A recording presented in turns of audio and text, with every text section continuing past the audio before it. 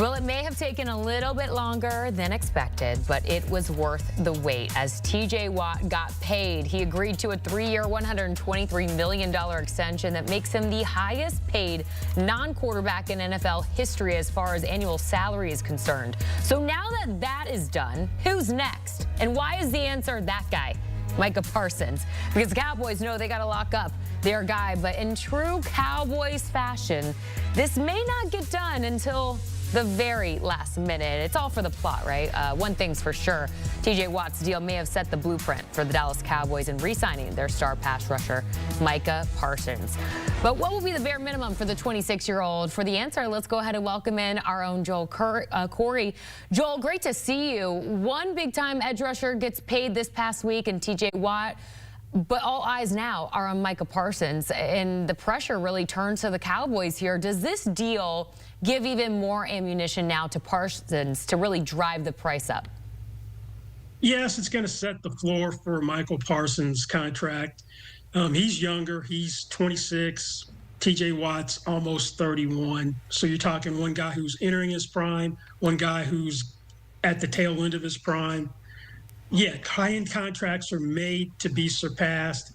So maybe 42, 43 million per year for Micah Parsons. Okay, that's interesting. I was teetering more with that 40, maybe 41 area, but that is good to know as you are the expert here and agent. So the Cowboys, we know, always take their time with these things. But from an agent standpoint, are you feeling confident, comfortable, or is there an urge to get this done fast from the player side?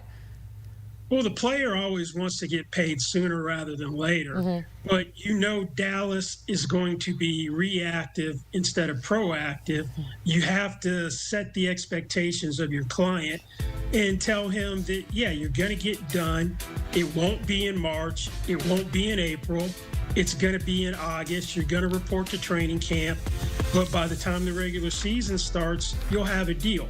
The plus side or upside is you'll make more money because there should be more deals in the marketplace that'll be helpful from the time that you would want to get paid, which is the beginning of the offseason, to when you actually get paid, which will be right before the regular season starts.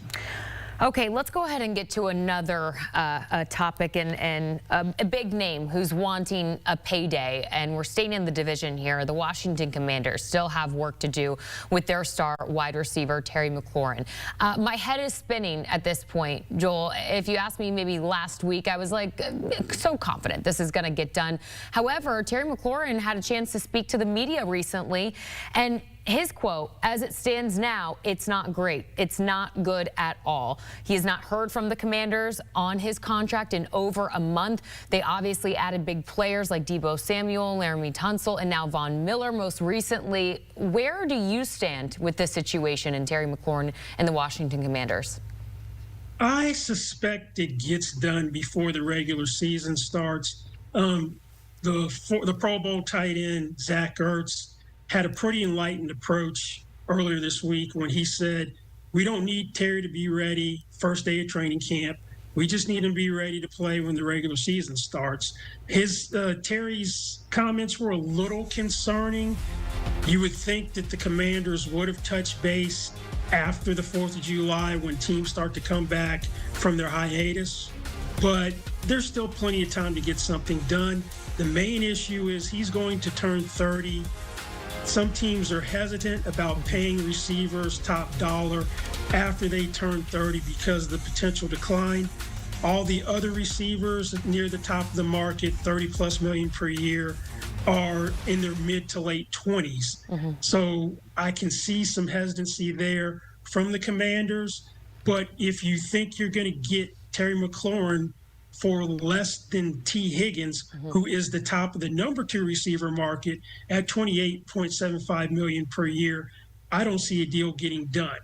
T. Higgins may be a number 1 receiver someplace besides Cincinnati, but he's a number 2 receiver there. Terry McLaurin is a number 1 receiver, so that's the market that's going to dictate how he gets paid. Yeah, it's a difficult situation, and I think it's most difficult to find a true comp for this situation, but we'll wait and see here. One of the more intricate disputes in the NFL right now is Shemar Stewart holding out from the Bengals. You actually wrote an article breaking down the entire context, what it exactly means, and it seems like the Bengals made a specific change for Stewart's contract compared to maybe others.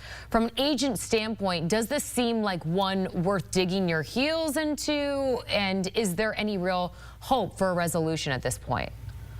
Yeah, the agent's right on principle because the language that the Bengals have for their guarantees voiding is what matters, not what everyone else does around the league. In the Bengals, their language isn't as precise as everyone else's.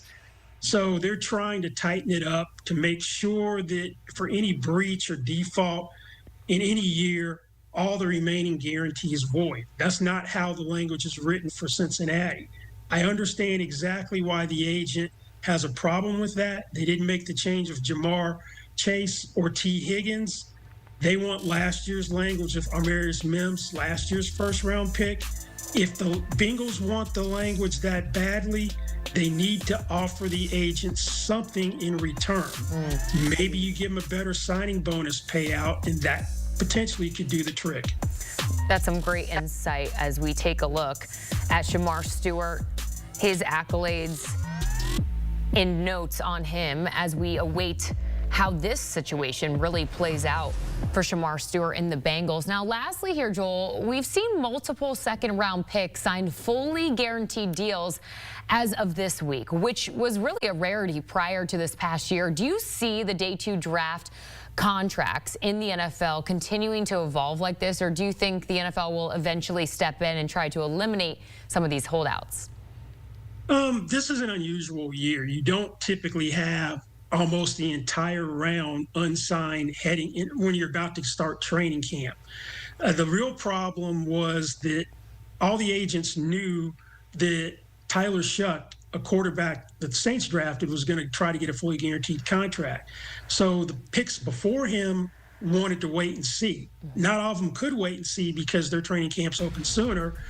But we have had number 7, Luther Burden from the Bears, get a fully guaranteed contract, so it was extended down to there. I don't think you're going to see this happen next year where you have almost the whole round in middle July unsigned. I think you're going to see fully guaranteed contracts start to trickle down to maybe picks 9, 10, 11 next year. And then the next year will keep going, and maybe 5 years from now, the whole second round is fully guaranteed. All right, little bit of an off here. Joel Corry joining us here live on CBS Sports HQ. Some incredible insight there on some of the deals hoping to get done here shortly in the NFL. The countdown is on. It cannot come soon enough. The start of the NFL season returns to CBS September 7th. You can watch your local game live on CBS or stream on Paramount Plus.